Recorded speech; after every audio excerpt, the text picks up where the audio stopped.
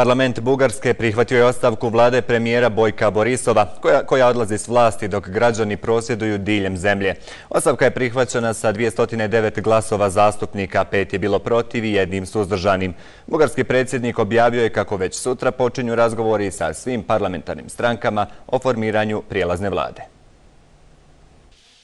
Predsjednik Bugarske u ponedjeljak će mandat za sastav nove vlade predati najvećoj parlamentarnoj stranci GERB desnog centra. Koliko sutra ću početi razgovore sa svim parlamentarnim strankama zajedno. Zašto zajedno? Zato da ne bi bila ni sjena sumnje da se formiraju neke zakulisne koalicije. Objava ostavke vlade premijera Borisova praćena je talasom protesta širom Bugarske zbog ekstremno visokih računa za struju, korupcije i mjera štednje. Za vrijeme vlade Bojka Borisova Bugarska je došla na prvo mjesto u Europi po broju građana kojima prijeti siromaštvo i socijalna isključenost. To su monologi politika plasirani sa TV-a i bitka je dobijena putem TV-a. Zbog toga vlada odlazi. Moramo glasati o ostavci vlade jer je dovela Bugarsku do krvi. Borisov je odlučio da odstupi kako bi se spriječili krvavi protesti. Kako je najavio, njegova stranka neće biti dio prelazne vlade.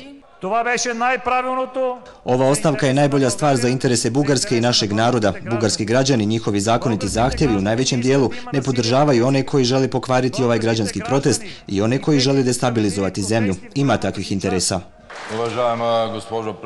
Dragi poslanici, želim da vam zahvalim što ste prihvatili našu ostavku. Nadam se da će ovo zaustaviti sve špekulacije. Ukoliko stranke ne uspiju sastaviti novu vladu, predsjednik Plevnelijev mora formirati prelaznu vladu i dekretom raspustiti parlament te raspisati opšte izbore ne kasnije od 2 mjeseca nakon isteka ovlaštenja prethodne vlade.